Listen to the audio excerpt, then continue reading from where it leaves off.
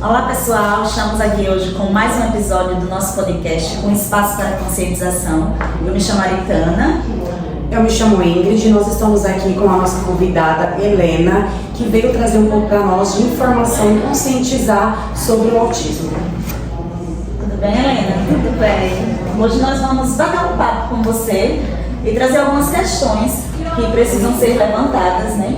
Porque a comunidade precisa de informações a respeito desse tema e nós queremos conhecer um pouquinho sobre a sua história, sobre as suas vivências, sobre a sua experiência e espero que você se sinta confortável nesse espaço. Vou dar início, tá? Então você se sentir à vontade, você responde. Quais foram os primeiros sinais e comportamentos que chamaram a sua atenção para a possibilidade da sua filha ser autista? E como foi o processo de obtenção do diagnóstico? Os primeiros sinais vêm logo nos primeiros meses. Normalmente só se percebe o autismo a partir de 1 ano e meio até os 3 anos. Quando a criança começa a ter um desenvolvimento mesmo é que a gente vai vendo. Mas casos específicos, como o da minha Ariane, com 5 meses eu já percebia. Com 5 meses ela já tinha estereotipia, que é muito raro a criança desenvolver estereotipia assim tão cedo. Ela começava a fazer o sinalzinho de não, que a gente pensava ser um sinal de não, mas na verdade não era. Quando ela acordava no berço, quando ela me via, aí ela já balançava a cabecinha, que a gente não conseguia entender que aquilo era uma estereotipia. A seletividade alimentar, ela teve desde os primeiros dias de vida, tanto é que ela não mamou. Porque ela tinha também a questão sensorial. Ela teve uma desorganização sensorial que essa veio desde os primeiros dias de vida. Se eu conseguisse tirar o leite e colocar na mamadeira, ela pegava. Para ela sugar o peito, ela não sugava. Era uma dificuldade extrema que eu cheguei no 2º mês, ter que dar fórmula, porque o leite já não estava mais saindo, porque ela não sugava. Então a gente já começou com a fórmula muito cedo. E não percebíamos que era uma seletividade alimentar, mas era, já veio daí. Entendi, mas no caso, na mamadeira, ela conseguia... Ela pegava, eu acho que era questão de textura. Para pegar o peito, ela sentia alguma dificuldade, a pele, que ela não... Um outro ponto também que eu percebi desde cedo era a questão sensorial do toque. Para arrumar ela, para botar roupinha, sapato, era uma dificuldade extrema. Ela chorava, que parecia que estava alfinetando ela. Ela não gostava. A questão também da hora de dormir, ela não gostava que embalasse ela, que nem nasce. Ela gostava de dormir sem contato com o colo. Às vezes eu até sentia saudade de dar colo e ela não queria. Isso foi assim um ponto muito crítico para mim, porque primeiro filho, a gente quer mimar, a gente quer estar dando colo, e ela não gostava de colo. Ela se sentia mais confortável no cantinho dela. Então assim, eu já comecei a perceber nos primeiros meses, a partir dos 5 meses, devido à questão da estereotipia, o choro excessivo, ela chorava demais. Só que ela não teve problema de sono, porque muita gente fala, mas ela dormia bem, como que poderia ser autismo? Os médicos mesmo falavam, não pode ser porque ela dorme bem. Ela teve uma rotina de sono muito boa, mas ela tem um choro muito excessivo. Quando ela começava a chorar, ela não parava. Então, nos primeiros meses, esse foi um dos pontos que me despertou muito, foi a questão sensorial, dela não aceitar o toque e a estereotipia muito cedo. E a questão do processo de diagnóstico, como foi? Quando você começou a levar ela para os médicos, quando começou a investigação, de fato, diagnóstica? Olha, isso daí foi uma batalha que eu creio que toda mãe enfrenta. Eu acredito que independente de questão financeira, de bom poder aquisitivo, eu acredito que sim, que é bem difícil, porque eu comecei a perceber da Ariane, como eu falei, com 5 meses, e eu já comecei a filmar tudo que ela fazia e passar para pediatra.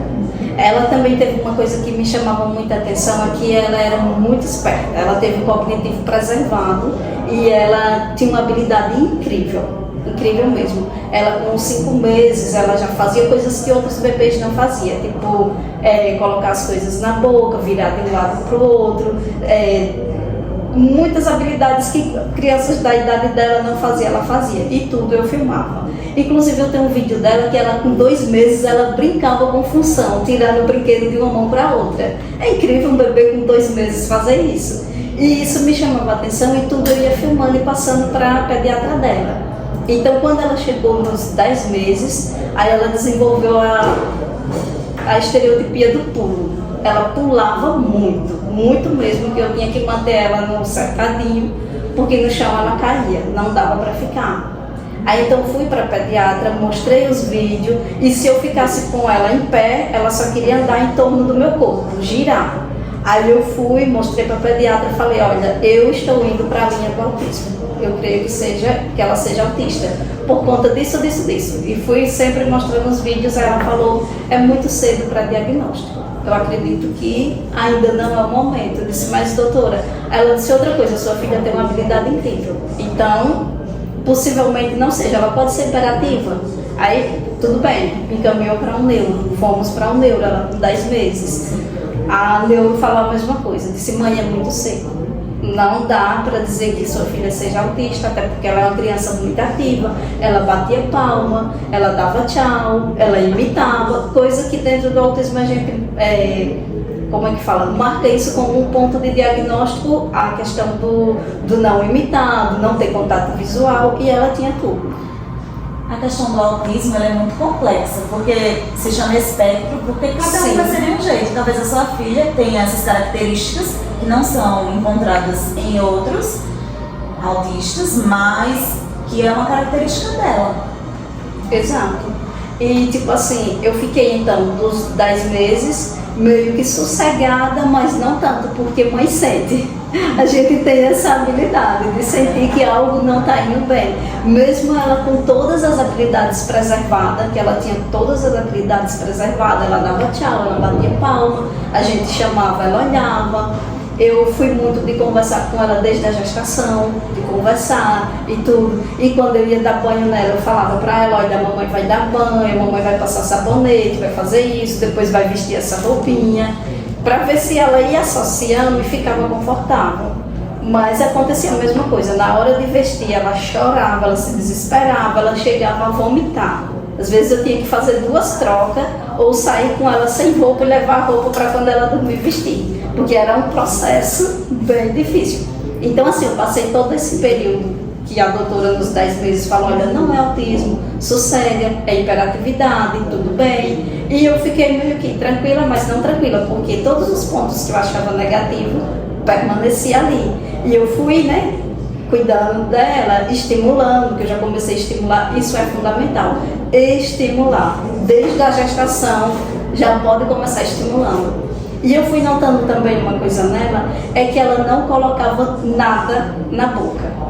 Tipo assim, se ela estivesse brincando com um brinquedo, eu podia dar papel, eu podia dar o que fosse, ela não colocava na boca.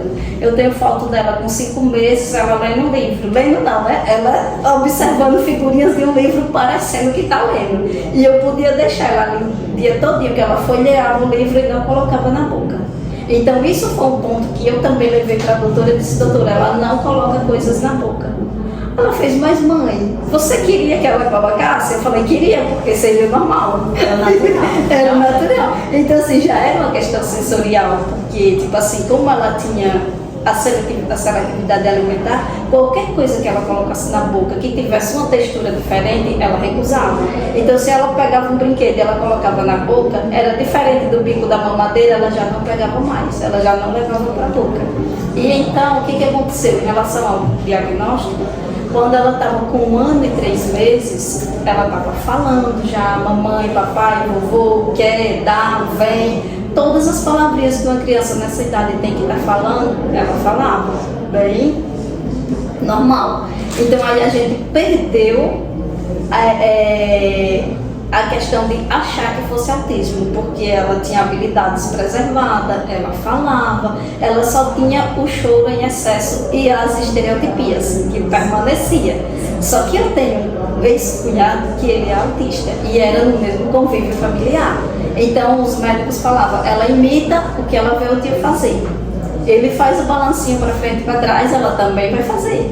Aí isso foi me confortando. Eu falei, então possivelmente seja isso. A imitação. A imitação. Então o que aconteceu? Quando ela estava com 1 ano e 8 meses, aí veio a famosa polda neural, que eu creio que vocês já estudaram sobre isso. Explica pra gente um pouquinho sobre essa polda. A polda neural é um processo que a criança ela perde algumas habilidades. Quando a criança, essa polda neural ela se dá em toda criança, independente de autismo ou não.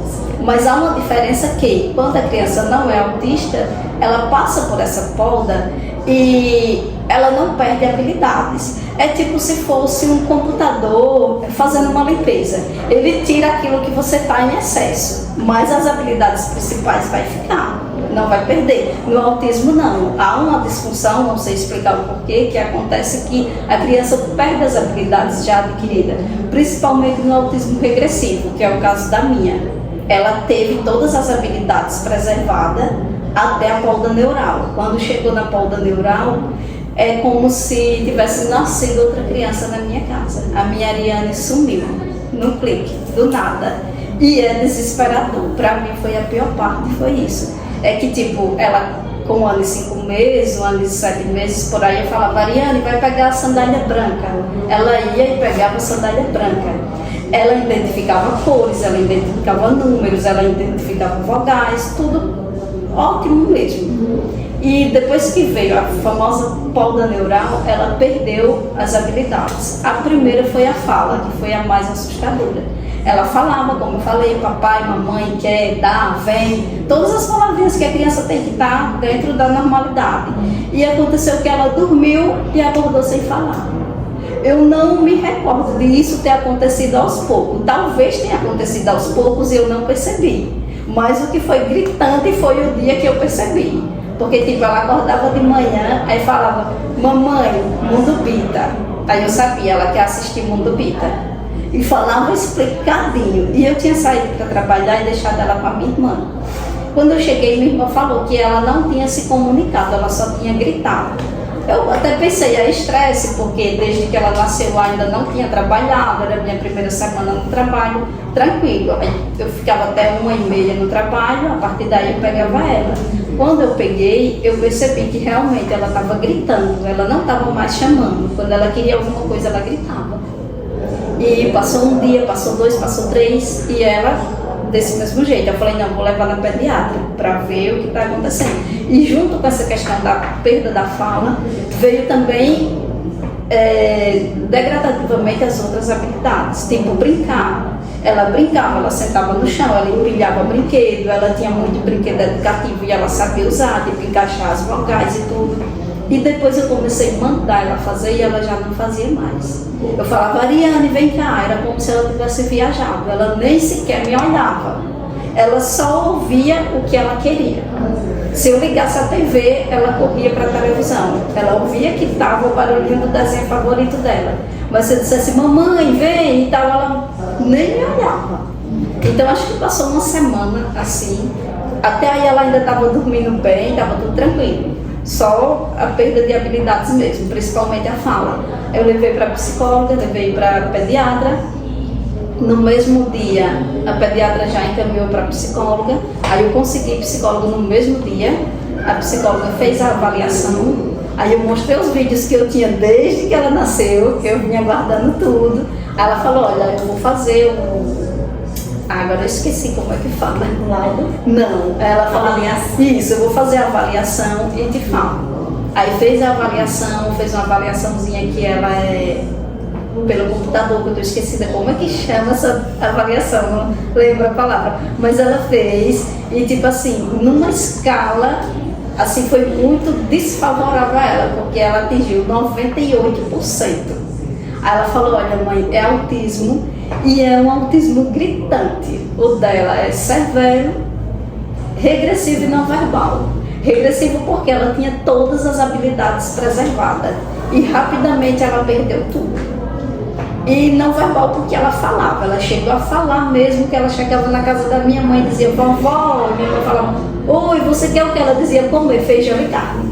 Bem pequenininha e falando tudo, e todo mundo ficava bobo, como ela já falava tão pequena, e de repente ela silenciou de vez.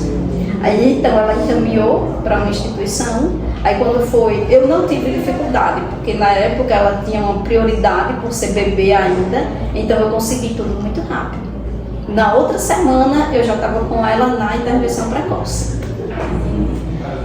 E a senhora recorda quando veio esse diagnóstico de fato? Sim. Foram, acho que em média 6 meses para chegar o diagnóstico dela, porque assim, como eu estava entrando com todos os vídeos dela de quando ela era neném, isso ajudou muito.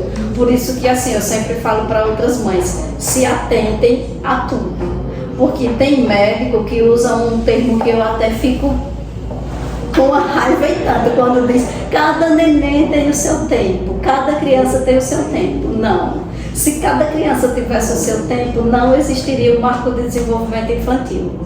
Cada criança tem que estar dentro daquele limite. Se não está, algo está errado.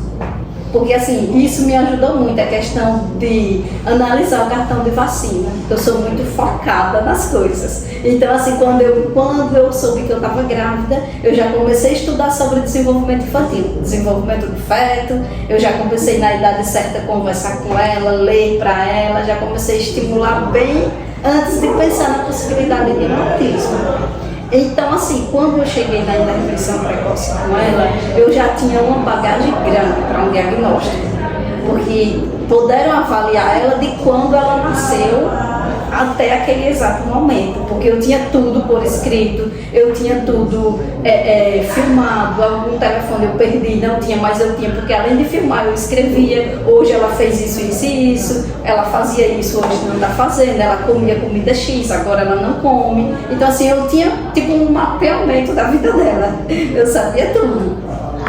E ela começou a ser acompanhada pela neuro, a psicóloga, a fono e teólogo. Ela fez toda a avaliaçãozinha. Quando foi com 6 meses, ela estava exatamente com 2 anos, veio o diagnóstico mesmo. Então esse diagnóstico ela tinha 2 anos de idade. 2 anos de idade. Certo. Foi bem respondido, agora vamos para a próxima. Obrigada. Quais são os principais desafios que você enfrenta como mãe de uma criança autista e como você encontra apoio para lidar com esses desafios? Nossa, essa é até um pouco difícil de responder. Complexo, né? Bem complexa, porque assim, os desafios são extremos. Desde a hora que começou, que eu comecei a descobrir o autismo. Porque assim, não posso dizer que a gente sofreu preconceito, não, nunca passamos por isso. Mas a questão da empatia é muito difícil. Então assim, é uma deficiência, o autismo sim é uma deficiência, porém uma deficiência não visível. E isso pesa muito, porque julgadores julgarão sempre. Então assim, você chega numa fila de um supermercado com uma criança com 1 ano e meio, 2 anos, 3 anos, é normal a criança ter um comportamento de chorar, de se jogar no chão, de bater. Eu mesma, até antes de ser mãe, eu achava isso normal. Por quê? Porque a criança está numa fase de desenvolvimento, ela está se autoconhecendo, ela está começando a descobrir e ainda mais ela não tem habilidade para lidar com as frustrações. Então, é normal que a criança tenha esse comportamento? Só que no autismo isso vem em dobro, porque quando vem a questão da frustração, aí vem a crise. Cada criança apresenta uma crise diferente. Tem criança que tem crise de autoagressão, tem criança que tem crise de agressão, outras têm crise só de choro. A minha tinha um conjunto de tudo. Ela me batia, ela me mordia, ela se mordia, ela jogava tudo. Era assim. E sempre tinha olhares de pessoas que iam julgar. Pessoas que iam falar, mas é porque a mãe não educa. Nem olha para o tamanho da criança, que é até normal a criança estar respondendo daquele jeito. Então, assim, isso é uma dificuldade muito grande. É a falta de conhecimento e de acolhimento da sociedade no geral. Isso é um peso que, assim, que eu acredito que toda mãe atípica carrega. É você chegar num lugar, você vê que a sua criança está entrando em crise e ao invés de ter alguém naquele ambiente que vai lhe acolher, que vai lhe dar um suporte, que vai lhe direcionar para um atendimento, vai ter alguém que vai olhar e vai julgar. Ah, mas a mãe não sabe educar, uma criança desse tamanho a mãe não segura, se fosse minha eu batia na boca, até isso eu ouvi. Então assim, isso é um dos problemas, é a sociedade não se conscientizar que além de ser um bebê, é uma criança com transtorno. Então, e mesmo que não existisse o transtorno, mas uma criança ela tem que ser tratada com respeito. Exato. Porque se for um adulto a chorar, a gente tem o ato de perguntar o que aconteceu e por que uma criança não tem que punir. Exato. Então isso é uma questão de empatia e humanidade. Mas, só para complementar, a senhora falou dos desafios, totalmente compreensível, mas como é que a senhora faz para encontrar apoio? Como lida com esses desafios? Olha, na verdade, o apoio, eu vou dizer o seguinte, eu nunca tive, nem por parte da sociedade em si, nem da família, tipo, você fica num mundinho sozinho, o autismo ele tem isso. Ninguém quer tirar um pouquinho do seu tempo e me apoiar. É muito raro aparecer um que apoie. Na sociedade, a Ariane está com 7 anos, eu só tenho um relato só de uma pessoa que me ajudou em um momento de crise. Eu não sei o que acontece, se há falta de conscientização, se é que as pessoas não pensam que aquilo dali pode ser um transtorno e não uma birra, mas ninguém oferece ajuda. Então o apoio vem de Deus e do conhecimento. Eu estudei muito. Eu fiz muito cursinho online. Tem Maíra Gaiato, perdoe-me se não pode citar nome, mas assim, ela é uma referência para mim, porque foi onde eu encontrei apoio. Eu assistia todos os podcasts dela, todos os vídeos dela, eu aplicava todas as técnicas, porque quando eu estava num canto sozinha com ela, que ela entrava em crise, eu precisava me autoajudar, ter autocontrole para que eu não ficasse estressada, que o dia a dia de uma mãe cansa. Não adianta a gente querer romantizar a maternidade atípica. Ah, eu sou a melhor mãe do mundo, eu não me estresso. Eu me estresso, eu me canso. Mas existe uma coisa que eu nunca fiz com a minha filha, foi bater. Eu nunca dei uma palmada. Ela está com 7 anos e eu estudei muito sobre a educação positiva para eu conseguir educar ela sem bater. E estou conseguindo. Ela é super educada e eu não bato. Mas apoio a gente precisa, porque apoio não temos nenhum. E é onde mais se precisa, né? Esse apoio falta um pouco. Um pouco não, falta quase que sempre. Pois é. Vamos lá, mais uma pergunta. Sim. Como que é o dia a dia de vocês duas, considerando as necessidades específicas da sua filha? Olha, o dia a dia é uma montanha russa. Verdadeiramente uma montanha russa, porque assim, ela é minha gotinha de alegria, minha gotinha de felicidade, ela é o meu tudo. Mas também tem dia que ela me desestrutura. É como eu falei, não adianta querer romantizar o autismo. Não adianta querer romantizar o ser mãe atípica. Ah, é a melhor coisa do mundo. Não é. Eu tenho transtorno de ansiedade. Antes dela eu já tinha, mas agora piora. Principalmente nessa fase que ela está dos 7 anos. Principalmente porque os 7 anos é uma fase que a criança ela já está com mais habilidades, ela já está com, como que eu posso falar, com um desempenho emocional melhor e acaba que você precisa se privar de tudo para não afetar a criança. Então, tem dia que ela está uma bênção, uma maravilha. Tem dia que ela está aqui só pela misericórdia. E uma coisa que pesa muito é a questão do autismo leve, que de leve não tem nada. É bom as pessoas se conscientizarem sobre isso, porque tem até a famosa frase, mas nem parece autista. Sim, olhando assim não parece, porque autismo não tem cara, né? Que até todo mundo vive falando, autismo não tem cara. Então assim, quando é um autismo severo, ele fisicamente não é mais fácil de lidar, porque a criança não tem habilidade nenhuma, tem que dar comida na boca, tem que dar banho, tem que fazer tudo, então tem o seu peso. Mas quando é o autismo leve, o nível 1 de suporte, que é o correto, o peso é mais emocional, porque eu preciso lidar com o emocional dela e com o meu. Então, queira ou não, eu tenho que estar sempre estabilizada para não desestabilizar ela. E isso tem um peso. Você pode citar melhor algumas situações que ocorrem no dia a dia diretamente com ela e no dia a dia, quando vocês saem para resolver as coisas, como que é? Você pode citar algumas coisas?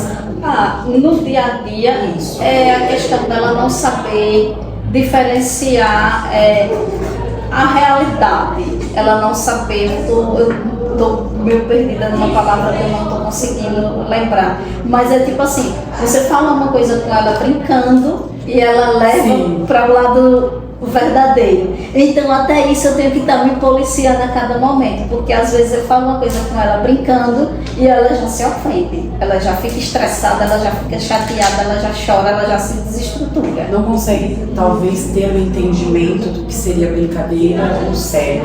Isso, ela é muito literal, a palavra certa é essa. Correto, ela é mesmo. muito literal. Se você fala uma coisa com ela, para ela já foi a gota d'água, porque ela entendeu daquela forma que realmente ela acha que é. E isso pesa porque você lidar com uma pessoa que você não pode brincar. Perde um pouco o senso de humor. Isso, você tem que estar ali na seriedade o tempo todo. Porque se você fala uma coisa brincando, ela já acha que é verdade. E você, Helena, você trabalha isso com ela? Você explica, consegue diferenciar para ela, mostrar o que é brincadeira, o que não é, para ela conseguir também ter um convívio melhor com outras pessoas e ter esse entendimento? Sim, eu estou focando nisso agora. Você está focando? Agora eu estou focando nisso, de falar uma coisa e falar, mas eu falei brincando. Antigamente, há uns anos atrás, acho que quando ela tinha por volta de 4, 5 anos, ela não entendia o que era faz de conta. E eu comecei muito a brincar com ela do faz de conta, para ela entender o que é o faz de conta. E agora ela já tem essa habilidade. E agora eu estou na parte de ensinar o que é brincadeira e o que é sério. Sim. Mas ainda estou num caminho muito distante. Ainda falta muito para chegar lá. Você mencionou uma palavra, mãe atípica, correto? Sim. Eu gostaria que você explicasse melhor, para ficar bem mais claro, porque muitas pessoas não têm entendimento. E eu sou uma delas, até ter um convívio com uma pessoa. Então, por mais que seja assim para você normal, outras pessoas que têm um convívio, mas muita gente não sabe o que é. Você pode explicar um pouco melhor, de uma forma mais clara? Olha, mãe atípica não é voltada só ao autismo. Qualquer mãe de criança com qualquer uma deficiência, ela se torna uma mãe atípica, porque atípico é ser diferente do que todas as outras pessoas fazem, né? Se a pessoa tem um filho com síndrome de Down, ela é uma mãe atípica. Porque não é como você ter uma criança que tem todas as suas habilidades preservadas, que não enfrenta o preconceito, que não precisa do suporte a cada momento. Então isso é ser mãe atípica. Você teve um filho com uma necessidade especial, com uma deficiência, é uma mãe atípica. Muito bom, muito obrigada, Helena. Vamos lá. Quais estratégias você utilizou para ter um ambiente acolhedor para essa criança? Olha, é o que eu falei. Primeiro a intervenção, primeiro a informação, porque assim, quando eu comecei a suspeitar do autismo, eu já comecei a buscar fontes informativas onde eu pudesse me atualizar, me informar, saber como lidar com cada situação, diferenciar a crise da birra. E a criança autista também tem birra. Tem momentos que ela faz algumas coisas que não é crise, é birra.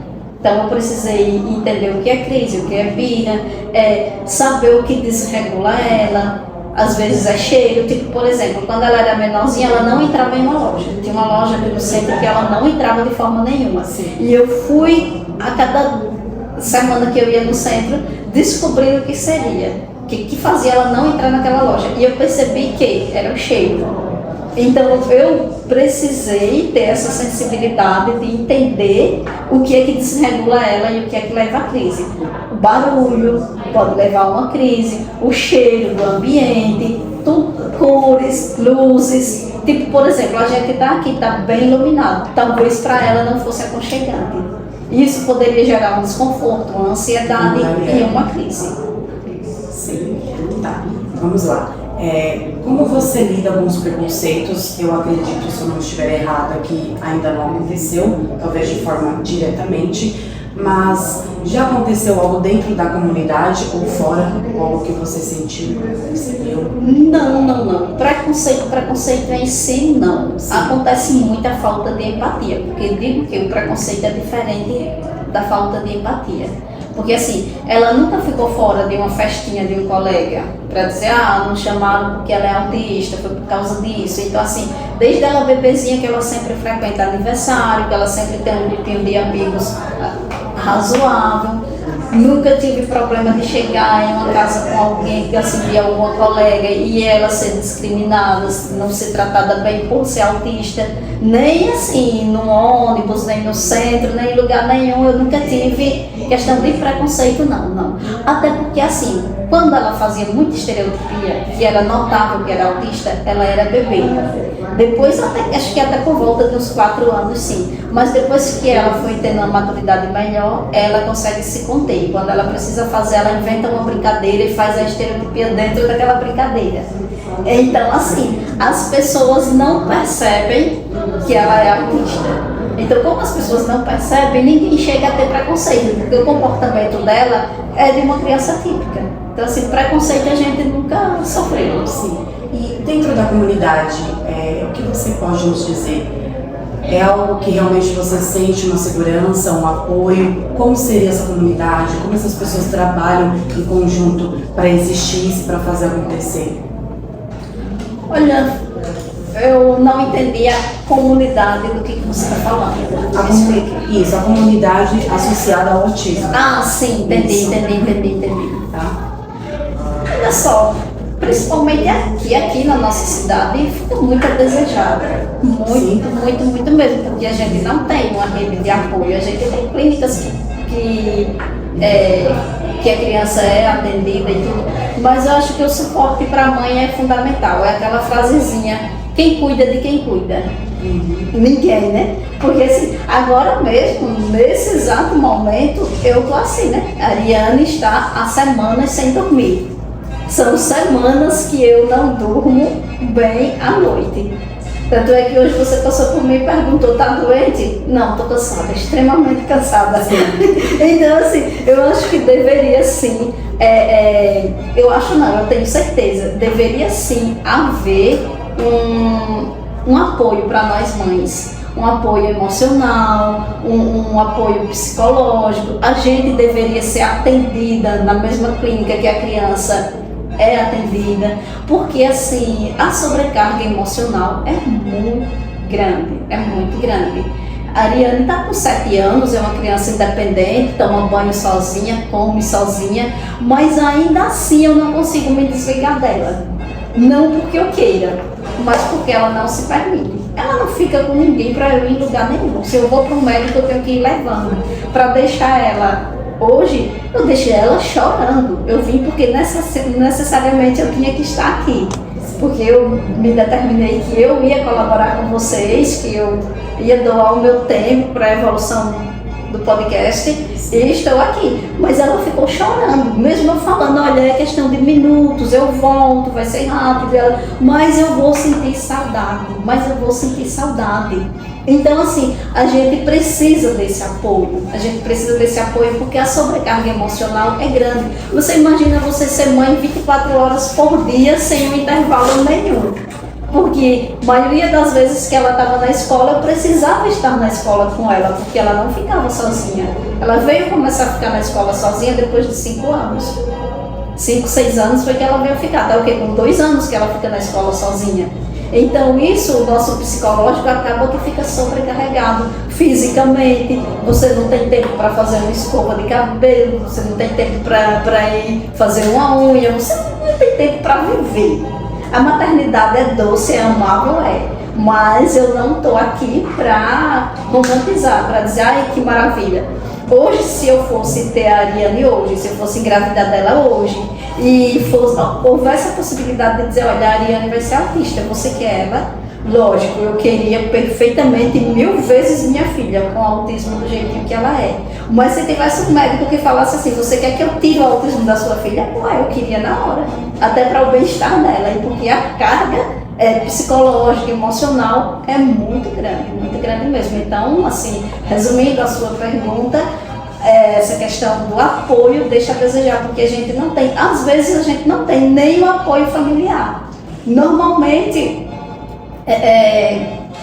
acrescentando um pouco mais no que você me perguntou, a maioria das mães atípicas, elas são mães solo, porque os pais, eles sempre caem fora, porque é difícil. É difícil, não é todo pai que fica, não é todo pai que dá o suporte. E às vezes quando ele fica financeiramente, mas ele não pega a criança para dar aquele suporte, ele não divide as noites de sono, ele não participa. Então a gente precisa de um olhar diferenciado, a gente precisa de um olhar acolhedor, tanto no psicológico como de uma forma no geral, até porque a gente passa normalmente a viver de um BPC, que esse é um ponto extremo mesmo, porque tipo assim, a primeira coisa que uma mãe quando tem um filho especial faz, uma criança com deficiência, é parar de trabalhar. Isso já pesa, porque quando você passa a ser só mãe, você já começa a se cansar a partir daí. Porque é diferente você acordar de manhã, você levantar, você trabalhar, você conhecer outras pessoas, você viver outro mundo. E quando você para de exercer sua função profissionalmente, você vive naquele mundinho onde é só você, a casa e a criança. Quando o companheiro, o esposo, o pai da criança é participativo, ótimo, você ainda ganha um bônus. E quando não é, Deus me guarde, porque é difícil de suportar. Então, assim, eu acho que é gritante a nossa necessidade de um suporte. Esquece que antes de ser mãe, você é um ser humano, uma mulher que precisa de cuidados Exato. como tantas outras. Sim. Como qualquer outra, na verdade. E assim, a sociedade passa a ver só o ponto de que é uma criança especial, que a criança está ali, está tendo o atendimento dela, mas ela tem psicólogo, ela tem fono, o SUS cobre isso, cobre aquilo. Só que, e a mãe? Como que fica a saúde? Como que fica a mãe?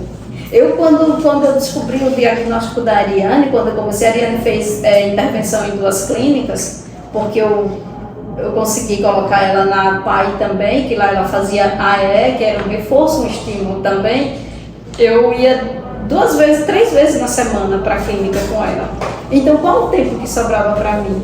Ela tem uma hiperatividade gritante, eu não tinha ninguém para me ajudar. Então, para tomar banho, eu tomava banho com ela trancada dentro do banheiro junto comigo. Porque ela não dormia durante o dia, eu não podia largar ela sozinha, que ela escalava até as paredes. Então a solução era um banho junto comigo, porque eu não tinha tempo. Aí que tempo eu tinha de me cuidar? Que tempo eu tinha nem sequer de fazer uma reflexão? Como até hoje mesmo, às vezes eu estou dentro de casa com ela e eu penso, meu Deus, eu não tenho tempo nem para pensar. Porque quando eu estou assim, mergulhando em algum pensamento, aí eu já escuto o grito dela, mãe! Aí quando eu vou lá, ela tem derrubado alguma coisa, ela tem quebrado alguma coisa, ela tem feito alguma coisa, tem se desorganizado por alguma coisa que ela está fazendo e não consegue.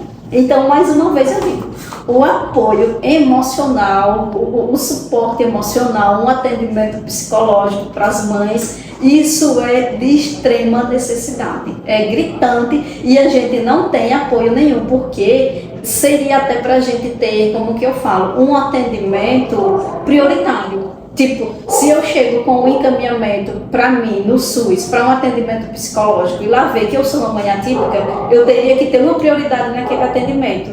Por que acontece? Desculpa se eu estou me estendendo muito, mas por que acontece muitos casos de suicídio de mãe atípica? O abandono é por conta disso. É porque começa o abandono dentro de casa. Como eu falei antes, não vou generalizar todos, porque tem pai mesmo que é pai que fica como a mãe fica, mas a maioria dos pais, eles não participam, eles não ficam, então a mãe, ela já começa a sentir o peso do abandono do esposo, porque ele começa a sair e a gente fica sozinha.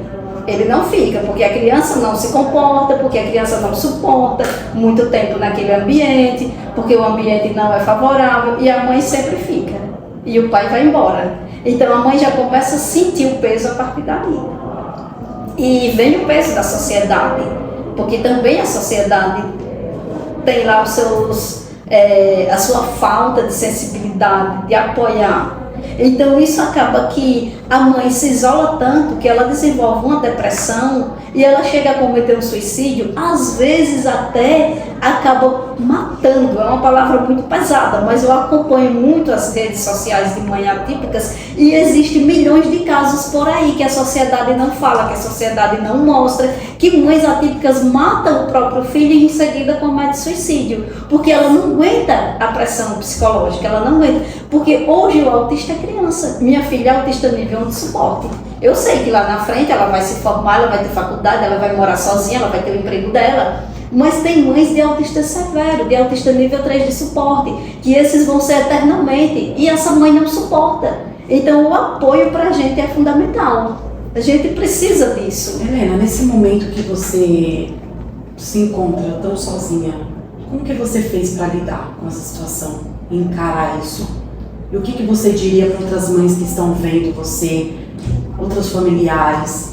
Como lidar com isso sozinha, sem ter base, sem ter ajuda? Olha só, cada pessoa tem uma força enorme dentro de si e espelha essa força em algo. Não vamos aqui entrar para falar de religião, mas de uma força espiritual. Sim. Eu busco minha força, eu busco meu apoio em Deus.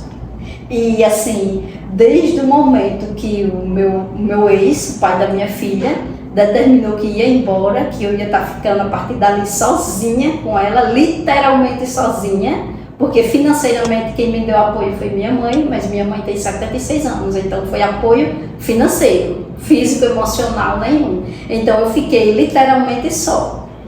E o que eu fazia era pedir sabedoria a Deus, pedir força, porque eu precisava naquele momento, era o momento que ela mais precisava de mim, porque ela estava com uma criança chegando aos 7 anos, que está com 1 ano que o pai dela foi embora, e assim, ela tinha toda a noção de que estava perdendo o pai, e eu tinha que ter uma força emocional para passar uma força para ela, e eu não tinha de onde buscar, porque na maioria das vezes eu pensava, e agora? Eu vou fazer o quê? E chegou um momento que ela chegava para mim e falava, mamãe, eu quero um pai, você vai ter que arrumar um pai para mim. Eu falava, mas você tem, só que o seu pai está morando em outra casa. Mas eu não quero um pai que mora em outra casa, eu quero um pai que more comigo.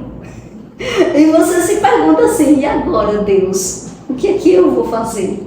É complexo, é muito complexo. Então, o que eu fiz para que não chegasse a um ponto que milhares de mães chegam, que é cair numa depressão, foi acreditar no meu potencial.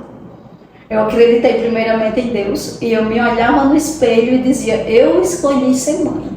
Eu pedi para ser mãe, então eu suporto, eu posso ser.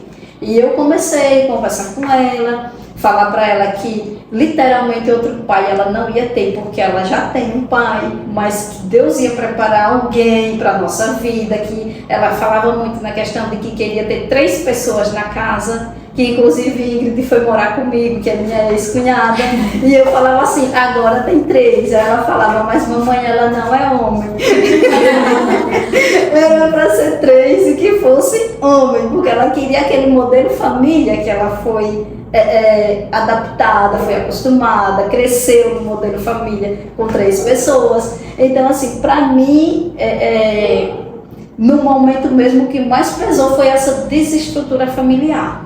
Isso para mim foi um baque tremendo, que foi aí que eu pensei que eu não ia aguentar. Mas eu fui firme ali, eu fui conversando com ela, eu falei, olha, no momento certo Deus vai mostrar alguém, vai aparecer alguém que não vai ser o seu pai, porque pai você já tem, mas que vai formar 3 novamente. E hoje a gente está em 3 novamente. Então eu digo assim, que a força vem de Deus, porque eu comecei a falar que eu não queria mais ninguém para morar comigo, que eu não queria mais relacionamento. Mas quando eu via o desespero dela por um pai, aí eu dizia: Senhor, mostra alguém que tem essa característica de pai, pela misericórdia.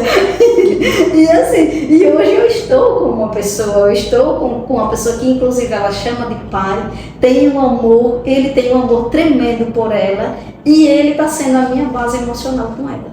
Porque, tipo assim, o pai dela é presente, mas depois que sai de casa a presença fica meio inválida, né? Não tem mais aquele aconchego do abraço, de todo momento e tudo. E ela chegou a dizer: mamãe, eu sinto falta do meu pai chegar e eu correr: papai. Aí você imagina o quanto isso me desestruturava. Ela dizia: mamãe, eu quero um pai porque eu quero dizer papai todo dia. E assim, foi muito difícil, muito mesmo, mas graças a Deus aos pouquinhos isso está se normalizando. E hoje a gente está numa família em 3, em 4, porque tem uma agregada. Vamos lá, Helena. Com base de tudo que você passou, que você contou aqui hoje para nós, qual é o seu maior orgulho de realização referente à Ariane? Nossa, o maior orgulho é a evolução. É a evolução. A Ariane, ela saiu do nível 3 de suporte não verbal, regressivo, como eu falei no começo, para um nível 1, com todas as habilidades novamente preservadas. Não foi assim uma questão de foi no clique, aconteceu, foi um processo lento, muito lento mesmo. Mas hoje assim, eu vejo a Ariane, ela chegar aqui e vocês olharem, cadê a criança autista? E eu não me sinto ofendida quando alguém olha para ela e diz: ela nem parece autista. Tem mãe que se ofende, eu não me ofendo. Pelo que eu já vivi, eu nem considero isso invalidar o diagnóstico. Porque realmente, você olhando, certo que autismo não tem cara, mas tem o autismo nível 2, nível 3, que apresenta características, que tem a questão da estereotipia, que tem alguma dificuldade na verbalização. Ela tem uma dicção maravilhosa. Então, ela conversando, ela se expressando, você realmente não percebe. Então, assim, para mim, o que foi chave de ouro mesmo foi a evolução dela, que aconteceu muito rápido. Ela, com 5 anos, ela estava na fono, ainda, com muita dificuldade. Hoje, com 7 anos, ela recebeu a alta da fono. Ela não faz fono mais. E, Helena, como você enxerga a Ariane no futuro? Profissionalmente, como ser humano, como mulher? Como ela mesma diz, rica, brilhante. É assim que ela disse, e eu acredito. Ela já tem, ela é muito determinada em tudo. Ela é do tipo assim, ela faz aniversário, aí no outro dia, quando ela está abrindo os presentes, ela já diz: mamãe, meu próximo aniversário vai ser de tema X. E ela segura até chegar o dia do aniversário. Então eu creio que em tudo que ela determinar vai ser assim. E ela determinou desde os 5 anos que vai ser dentista. E eu acredito, eu estou confiante que sim, que realmente ela tem esse potencial. Até os 5 anos eu me perguntava: o que vai ser da minha filha quando eu não estiver presente? Mas hoje eu sei o que vai ser. Eu sei que ela vai ser uma dentista, uma mulher independente, autossuficiente, que vai poder morar sozinha, que vai poder sair do país, que vai poder fazer o que ela quiser. Porque o autismo, ele não limita. Não. O que limita no autismo são agora me fugiu da memória a palavra, mas são as perdas que o autismo traz. Mas assim, o autismo em si não. Você vê autista sendo médico, sendo advogado, você vê autista morando sozinho. As comorbidades, a palavra correta, as comorbidades são o que impede do autista ser independente. E as comorbidades dela são muito pequenas para a idade dela. Eu creio que quando ela estiver lá na universidade, com seus 20 anos, por aí, ela já vai ter vencido, já vai ter superado tudo isso. Então, eu acredito no potencial dela e hoje eu deito, respiro e durmo sossegada porque eu sei que ela vai ser independente. Eu tenho certeza disso. Que maravilhoso. É muito bom ouvir essas palavras, porque são palavras de esperança. muitas mães atípicas ou pessoas que convivem com qualquer tipo de deficiência, transtorno, perdem um pouco da esperança, né? E a gente pode ver esperança tanto na sua forma de falar quanto no seu jeito de olhar. A gente sabe que existe aí alguém esperançoso e que acredita, e isso é importante demais, né? Eu só queria fechar com uma informaçãozinha assim, que talvez ainda exista algumas mães que pensem nisso, que quando a criança ela é diagnosticada com autismo nível 3, não há saída. Tem muitas mães que dizem, mas o meu filho é nível 3, e ele não vai evoluir, é muito difícil. Sim, é difícil, o processo é lento, muito lento, mas há possibilidade sim, porque até então, até um tempo atrás, eu pensava nisso, que eu não ia ver, porque eu ouvi de médicos falando que a Ariane não ia se alfabetizar, que eu não pensasse nisso. Você fala sobre isso. Que eu não pensasse nisso, porque uma vez eu cheguei para um determinado neuro e disse, doutor, qual a possibilidade dela se alfabetizar? Porque ela já estava com 3 anos e ela não falava ainda, ela não tinha foco, ela não tinha, como é que fala?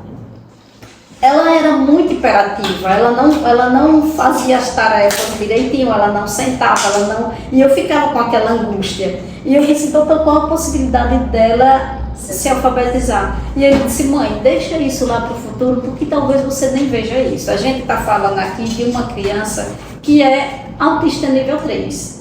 Nessa fase dela ainda se chamava autismo severo. E ele fez, mãe, a gente está aqui com a criança autista severa. Então essas possibilidades são baixas. Eu não vou dizer que ela não vai conseguir, mas tem criança que só vem falar lá para os 16 anos, que só vem se alfabetizar lá para os seus 10, 11 anos, quando se alfabetiza. A gente ainda não descobriu se ela tem DI, que é a deficiência intelectual. Então pode ser que muita coisa venha pelo caminho. E mesmo assim eu não perdi a esperança. Eu disse, ela pode ter o que for, mas ela vai para frente, porque eu vou fazer ela ir para frente. Primeiramente Deus e segundo eu. Agora um ponto que eu quero deixar para todas as mães, independente de ser mãe atípica ou não, é a questão da estimulação. Estimulem seus filhos desde os primeiros dias de vida, se possível desde a barriga. Estimulem, porque hoje eu vejo que eu ganhei muito com a estimulação da Ariane no ventre, desde o ventre. Eu passei ela em um neuro que ele falou que o que eu fiz quando ela estava na minha barriga eu vim refletindo hoje. Hoje ela com 7 anos. Ainda é uma sementinha que foi plantada lá atrás. Porque eu conversava com ela, eu falava para ela o nome que ela tinha, olha, você é Ariane, isso, falava que a minha cor preferida era tal, a dela também ia ser, que o papai era corintiano, e saía verbalizando, conversava como se ela estivesse ali no meu colo. Quando ela nasceu foi o mesmo processo, mesmo sem saber do autismo, mas eu estimulava. Quando eu soube do autismo, de que era autismo severo e não verbal, aí eu estimulava 8 horas por dia. Eu fazia como se eu trabalhasse. Eu arrumava a casa todinha à noite, eu fazia tudo o que eu tinha que fazer à noite, porque o dia era para ela. Para ter um momento do brincar, para ter um momento de intervir, para na hora da crise eu não estar estressada, sobrecarregada com um monte de coisas para fazer, de tarefas de casa. Então, assim, a chave mesmo para o desenvolvimento é o estímulo. Se não estimular, não existe terapia que dê sucesso. O estímulo é fundamental. Mais para poder? Não. Então, de todo o meu coração, foi muito importante você ter vindo aqui. Muito obrigada. E nós convivemos juntas, independente de qualquer coisa. Eu te admiro muito, eu sei tudo o que acontece, como que é o seu dia a dia. E muito obrigada mais uma vez por ter vindo aqui. Eu que agradeço pela confiança do grupo em depositar essa confiança em mim e, de certa forma, eu poder estar colaborando para que outras mães possam encontrar um norte também, porque para quem está aí iniciando, para quem está entrando agora com o diagnóstico do filho, não cair no desespero, entender que a chave é estimular. Estimulem que a vida segue. Então eu só agradeço. Perfeito. Também quero agradecer a sua presença. Dizer que foi um momento muito rico, né? Tanto para nós, quanto para quem vai ver futuramente esse vídeo. E é enriquecedor. É enriquecedor é esperançoso, é saber que qualquer uma de nós que ainda não temos filhos, podemos passar por essa experiência parecida, igual, maior, enfim. Isso traz um quê de esperança para nós. Eu creio que a sua fala vai inspirar muitas pessoas por aí. E conscientizar, de certa forma, as pessoas. Com certeza. Muito obrigada mais uma vez.